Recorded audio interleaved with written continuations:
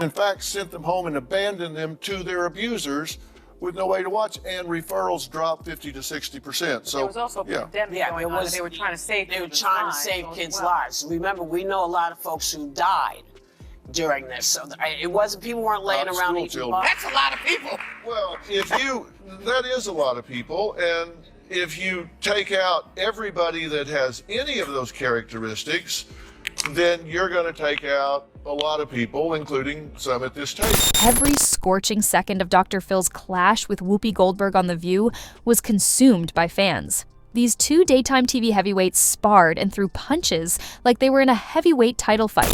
And the same agencies that knew that are the agencies that shut down the schools for 2 years.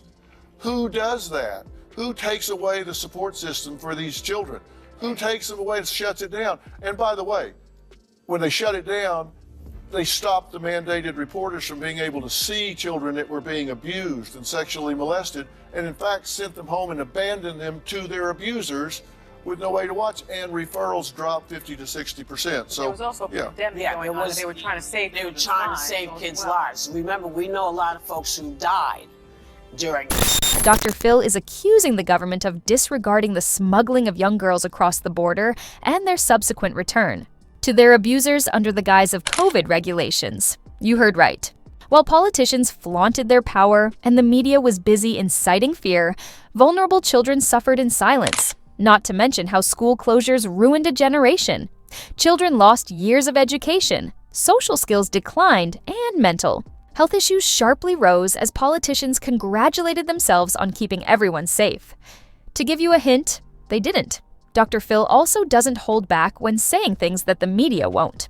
It's going to get worse, so hold on tight. They weren't laying around eating but well, you know what? We're lucky. Maybe we're lucky they didn't, because we kept them out of the places that they could be sick, because no one wanted to believe. But why does Whoopi get so upset when the conversation shifts to kids affected by the virus?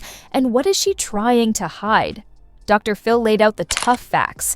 Children spent 2 arduous years stuck in toxic homes with no way out, no instructors to keep an eye on them, and no friends to confide in.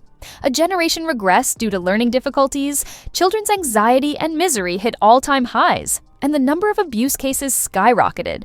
Whoopi immediately intervened and attempted to halt it by waving her hands like a traffic cop as soon as reality set in. Instead of just disagreeing, she suggested that Dr. Phil was inventing it. Really? This is not a conspiracy theory. It has been demonstrated to be factual. Reports from educators, child psychologists, and law enforcement agencies support it. When children needed safety, structure, and instruction, they were left on their own. However, when the facts contradict their narrative, they naturally go into full damage control mode. Whoopi could not afford to allow Dr. Phil's remarks to sink in because it would expose the actual destruction caused by those pandemic policies. Regretfully for her, Dr. Phil had no plans to give up. I asked him straight up, kids are coming over the border with numbers written on them, phone numbers and addresses. Do we check those out? He said, well, we call them.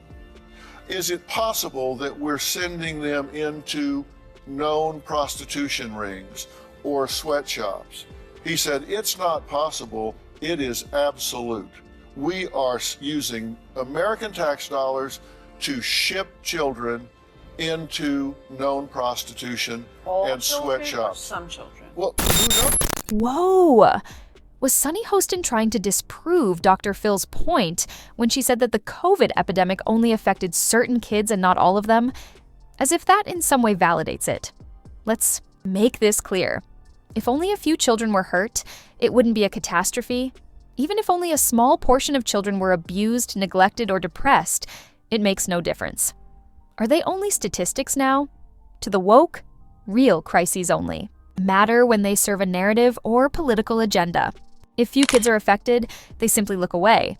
If they truly cared, they'd be shouting, but instead, they downplay the failure of their COVID policies. It's infuriating. Had it been an issue they opposed, even one child suffering would spark outrage. Instead, thousands were trapped in abusive homes, struggling with mental health and lost education. This is what happens when ideology replaces basic decency. Dr. Phil refused to ignore it, and the more they spun the story, the more the evidence exposed them. Dr. Phil, I want to make sure we get to your new book, which is We've Got Issues.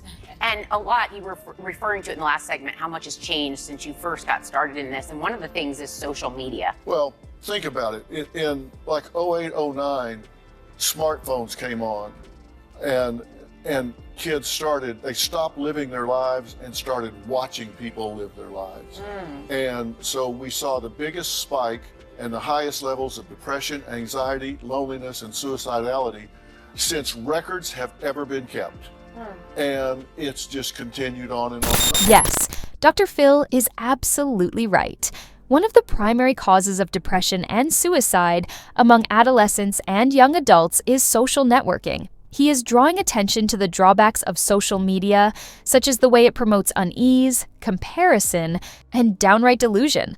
There are people living phony lives, showing off properties they don't even own, driving expensive cars that aren't theirs, and flashing large sums of money they never had. And who is watching?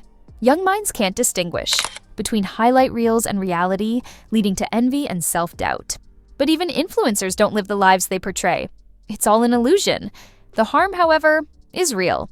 Studies show excessive social media use fuels anxiety, hopelessness, and low self-esteem.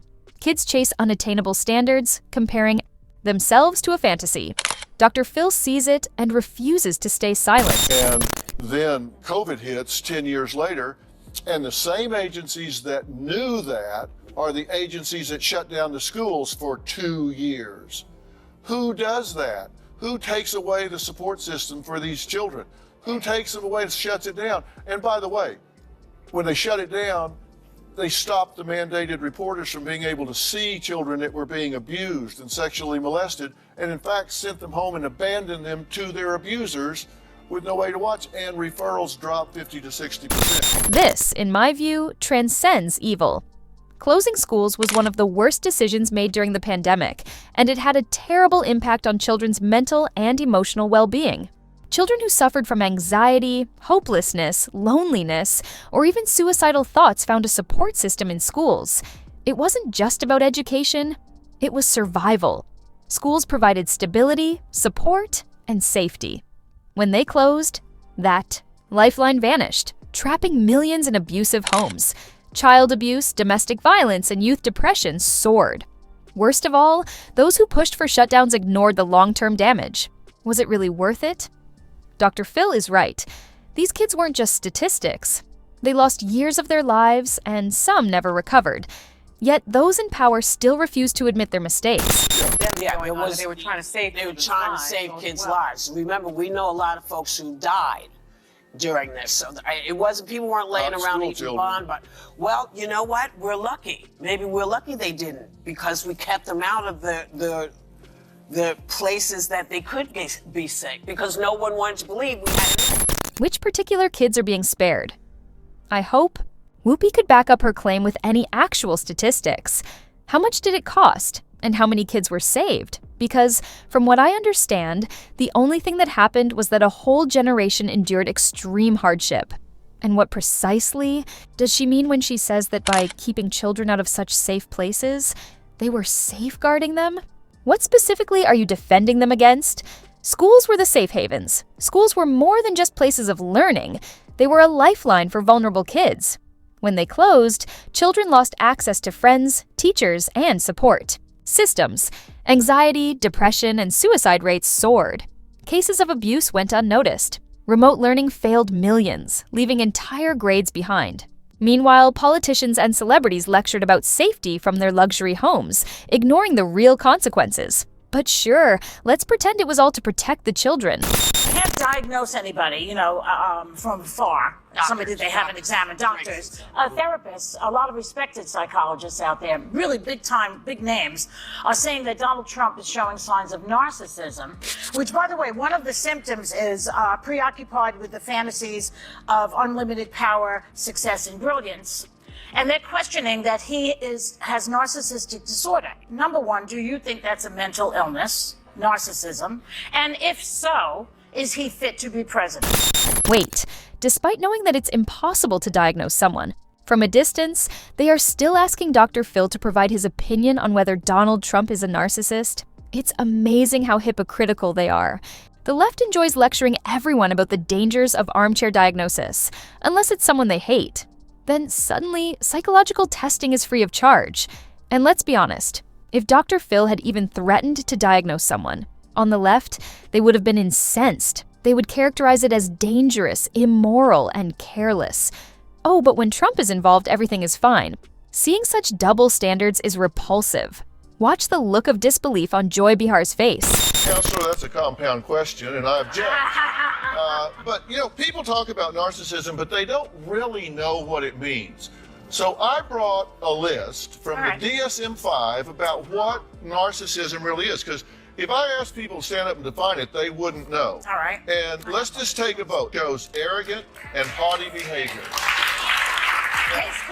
People does that. That's a lot of people. Well, that is a lot of people, and if you take out everybody that has any of those characteristics, then you're going to take out a lot of people, including some at this table. Dr. Phil has just described the usual traits of a narcissist. Traits that, let's be honest, are quite common among a lot of people, including Joy. But without missing a beat, she was the first to point the finger at Donald Trump. It's amazing how hypocritical they are. So, what do you think? Drop your thoughts in the comments section below.